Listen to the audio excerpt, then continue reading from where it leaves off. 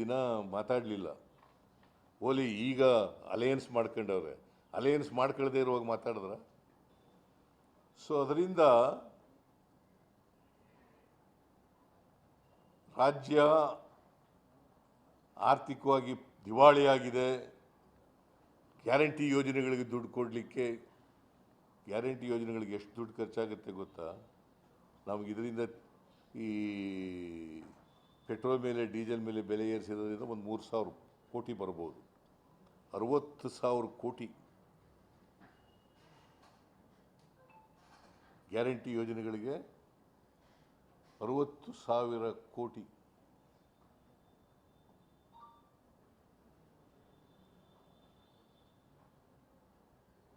ಅದನ್ನು ಅಪ್ರಿಷಿಯೇಟ್ ಮಾಡಬೇಕು. ಆ್ಯಕ್ಚುಲಿ ಯಾರಿಗೆ ಕೊಡ್ತಾ ಇದ್ದೀವಿ ನಾವು ಗ್ಯಾರಂಟಿ ಯೋಜನೆಗಳನ್ನು? ಶ್ರೀಮಂತರಿಗೆ ಕೊಡ್ತಾ ಇದ್ದೀವ? ಇವ್ರು ನರೇಂದ್ರ ಮೋದಿಯವ್ರ ಥರ ಅಂಬಾನಿ ಅದಾನಿಗೆ ಸಾಲ ಮನ್ನಾ ಮಾಡ್ತಾ ಇದ್ದೀವ?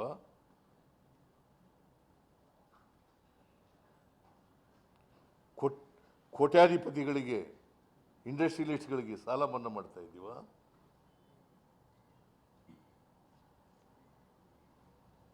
ರೈತರ ಸಾಲ ಮನ್ನಾ ಮಾಡಿ ಅಂದರೆ ₹1 ಸಾಲ ಮನ್ನಾ ಮಾಡೋಕ್ಕಾಗಲಿಲ್ಲ ಇವ್ರಿಗೆ.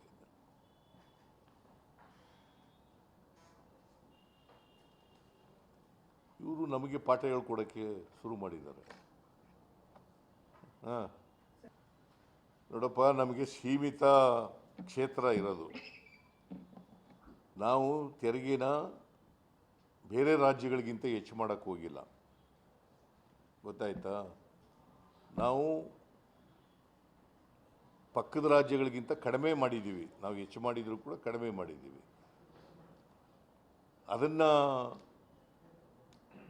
ರಾಜ್ಯದ ಅಭಿವೃದ್ಧಿಗೋಸ್ಕರ ಬಳಸ್ತಕ್ಕಂಥ ಕೆಲಸ ಮಾಡ್ತೀವಿ.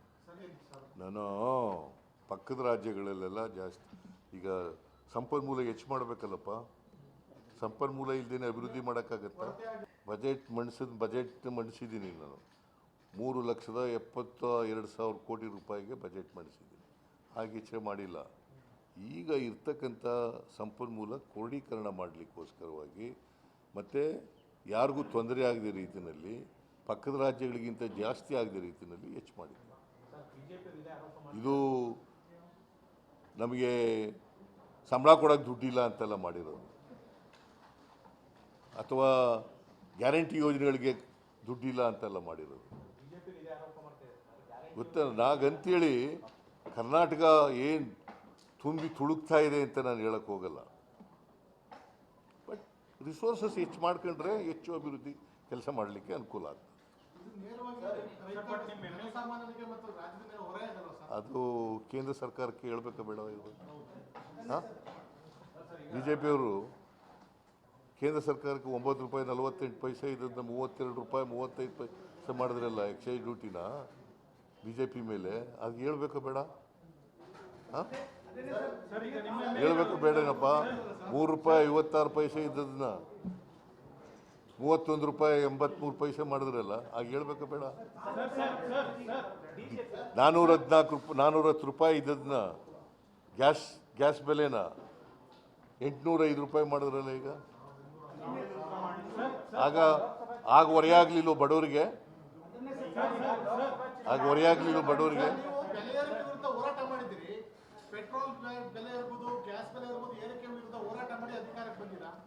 ನರೇಂದ್ರ ಮೋದಿಯವರು ಕೂಡ ಹೋರಾಟ ಮಾಡಿನೇ ಅಧಿಕಾರಕ್ಕೆ ಬಂದದ್ದು.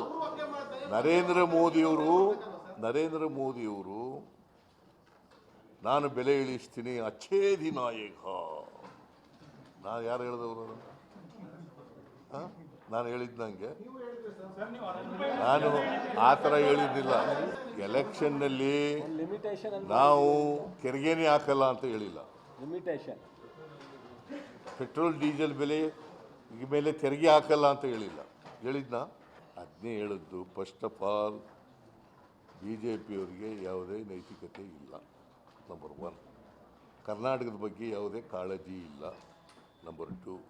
ಬಡವರ ಬಗ್ಗೆ, ಜನಸಾಮಾನ್ಯರ ಬಗ್ಗೆ, ಅವರ ಅಭಿವೃದ್ಧಿ ಬಗ್ಗೆ ಯಾವುದೇ ಅವರಿಗೆ ಕಾಳಜಿ ಇಲ್ಲ.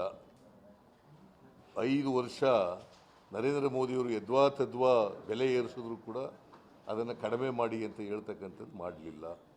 ರಾಜ್ಯ ಸರ್ಕಾರಕ್ಕೆ ಅನ್ಯಾಯ ಆಯ್ತಾ ಇದ್ರೂ ಕೂಡ ತೆರಿಗೆ ಪಾಲಲ್ಲಿ ಅನ್ಯಾಯ ಆಯಿತು, ಬೇರೆ ಬೇರೆ ಇದರಲ್ಲಿ ಅನ್ಯಾಯ ಆಯಿತು, ಆಗಲೂ ಕೂಡ ಮಾತಾಡಲಿಲ್ಲ. ಅವ್ರಿಗೆ what moral right they have, number 1. Number 2, ನಮಗೆ ಭಾಳ ಜನ ಪಾರ್ಲಿಮೆಂಟ್ನಲ್ಲಿ ಸೀಟ್ ಕಡಿಮೆ ಆಗೋಯ್ತು, ವೋಟ್ ಕಡಿಮೆ ಆಗೋಯ್ತು.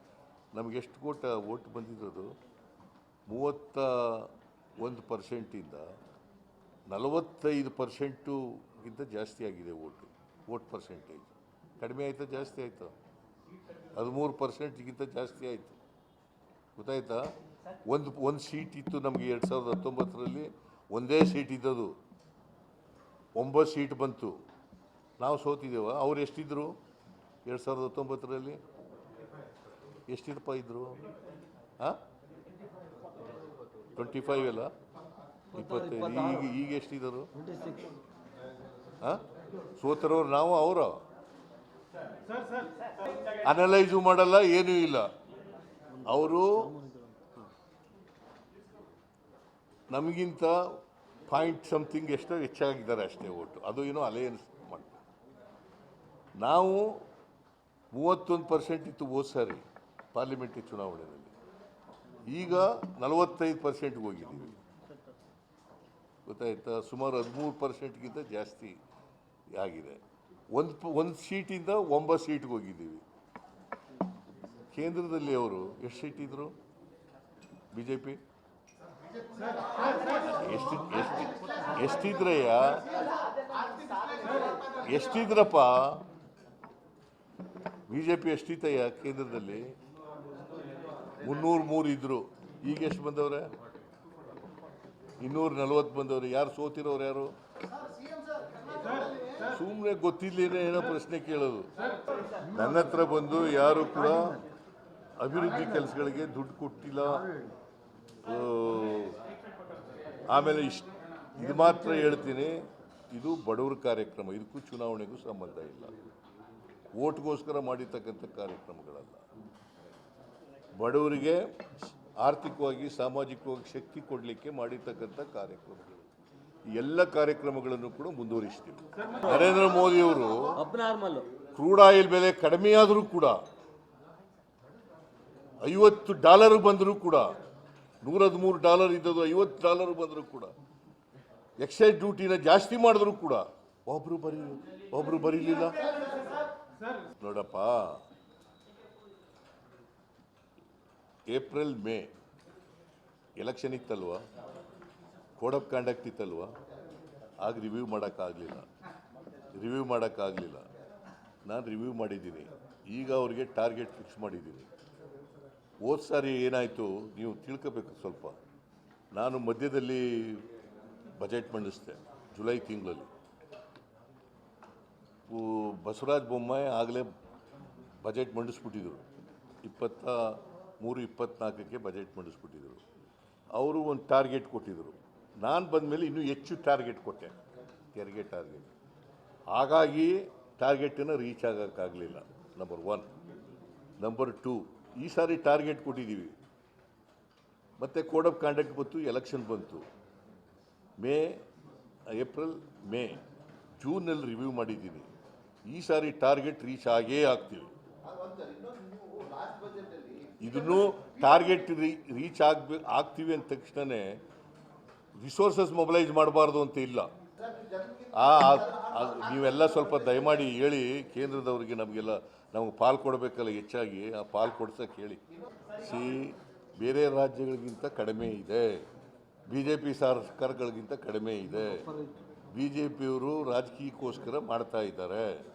ಅದಕ್ಕೋಸ್ಕರ ಈಗ ನಾವು ಮಾಡಿರ್ತಕ್ಕಂಥದ್ದು ಜನಸಾಮಾನ್ಯರ ಹಿತವನ್ನೂ ಕೂಡ ಗಮನದಲ್ಲಿ ಇಟ್ಕೊಂಡು, ಬೇರೆ ಪಕ್ಕದ ರಾಜ್ಯಗಳನ್ನು ಇರ್ತಕ್ಕಂಥ ಬೆಲೆಗಳನ್ನು ಗಮನದಲ್ಲಿ ಇಟ್ಕೊಂಡು ನಾವು ಈಗ ಮಾಡಿದ್ದೀವಿ. 3 ರೂಪಾಯಿ ಹೆಚ್ಚು ಮಾಡಿದ್ದೀವಿ. ಅದೇನು ದೊಡ್ಡ ಹೊರೆ ಏನಲ್ಲ. ಜನ ಇಲ್ಲ, BJPಯವರು ಮಾಡ್ತಾ ಇರೋದು, ನೀವು ಮಾಡ್ತಾ ಇರೋದು. ನಾವು ಎಲ್ಲಿ ಜನರಿಗೆ ತೊಂದರೆ ಆಗದ ರೀತಿಯಲ್ಲಿ ಈಗ ರಿಸೋರ್ಸಸನ್ನು ಮೊಬಿಲೈಸ್ ಮಾಡ್ತಕ್ಕಂಥ ಪ್ರಯತ್ನವನ್ನು ಮಾಡಿದ್ದೀವಿ. ಜನರಿಗೆ ತೊಂದರೆ ಆಗದ ರೀತಿಯಲ್ಲಿ ಯಾವ ತೆರಿಗೆಯನ್ನು ಕೂಡ ಹೆಚ್ಚು ಮಾಡೋದು.